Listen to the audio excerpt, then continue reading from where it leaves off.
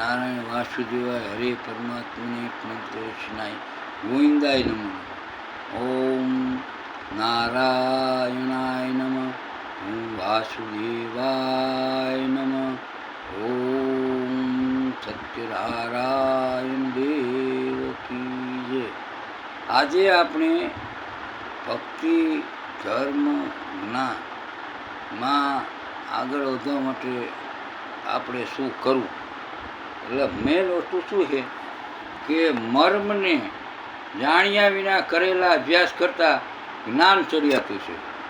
તમે કોઈ મર્મ ધર્મનો જ્ઞાનનો મર્મ એ જાણ્યા વિના કરેલા અભ્યાસ કરતાં જ્ઞાન ચડિયાતું છે. અને શાસ્ત્ર વાચનથી શ્રદ્ધા વિશ્વાસ થાય છે અને આપણને પરમેશ્વર સ્વરૂપનું જ્ઞાન થાય છે. તમે વેદ પુરાણ શાસ્ત્રો વાંચશો તો એ તમને આત્માનું જ્ઞાન આપશે. ભાગવતમાં એકાદશ અધ્યાય છે તો એમાં જે જ્ઞાન પીરસવામાં આવ્યું છે એ આત્મકલ્યાણ માટેનું જ છે. એટલે જ્ઞાન કરતાં સ્વરૂપ ધ્યાન ચડિયાતું છે. એટલે સ્વરૂપ ધ્યાન એટલે ઈશ્વરના સ્વરૂપનું કે પોતાના સ્વરૂપનું ધ્યાન ધરવું એ બહુ જ ઊંચું છે. અને ધ્યાન કરતાં સર્વ કર્મોના ફળનો ઈચ્છાનો ત્યાગ, સર્વ કર્મ ફળ ઈચ્છાનો ત્યાગ એટલે બધા કરતાં ધ્યાન કરતાં જ્ઞાન કરતાં અભ્યાસ કરતાં એ કરતાં ઊંચો છે. અને સર્વ કર્મો જે તમે કરો અને જે ફળની અપેક્ષા વગર તમે જગતમાં જે આસક્તિ નિષ્કામ કર્મ કરો એથી પરમાત્મા રાજી થાય. અને આ બધાથી સંપૂર્ણ ત્યાગ કરવાથી પરમ શાંતિ મળે. તમે એટલે તમારે જે ઈચ્છા છે વાસના કામના મોહ આસક્તિ એનો સંપૂર્ણ ત્યાગ કરી દો એટલે પરમ સંતોષ, પરમ શાંતિ, પરમ આનંદ અને પરમ કલ્યાણ, પરમ મુક્તિ આ બધું મળે છે.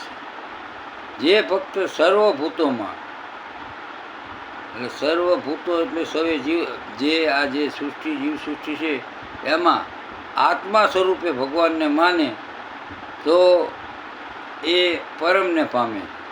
અને સર્વભૂતોના એટલે કે સર્વ જીવાત્માને માન સન્માન આપી અને સ્વાર્થ વિના સેવા કરે અને મદદ કરે તો હું ખુશી થાઉં છું, પરમાત્માએ કીધું છે.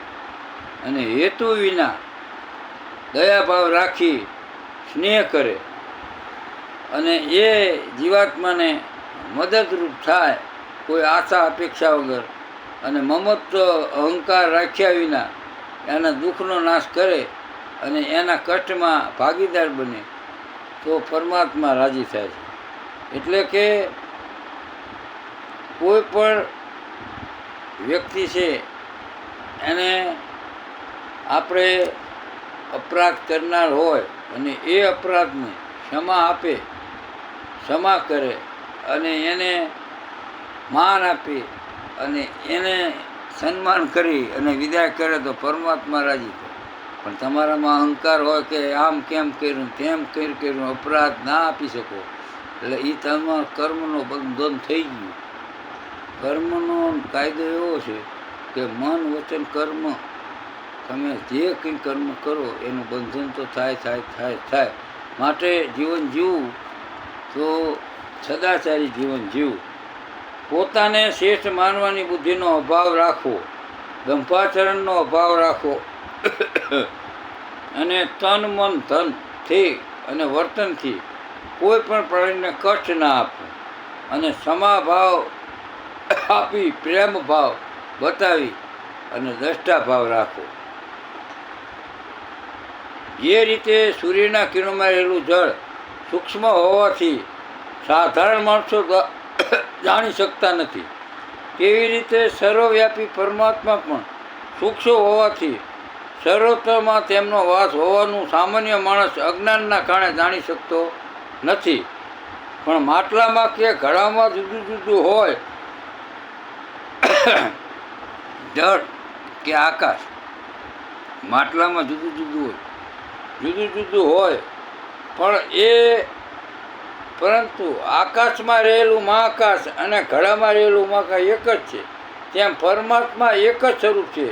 સર્વભૂતોમાં આત્મા સ્વરૂપે વિદ્યમાન છે. તત્વ સ્વરૂપથી પરમાત્માને જાણી ભક્તિ કરવાથી ભવસાગર પાર ઉતરી જવાય છે.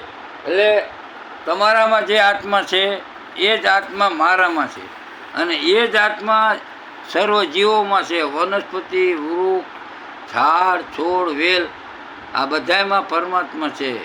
અને પશુ, પક્ષી, કીટ, પતંગ, જીવજંતુ આ બધામાં આત્માનો વાસ રહેલો છે. એટલે આત્માને ઓળખીને આપણે પ્રેમ ભાવ કરવાનો છે.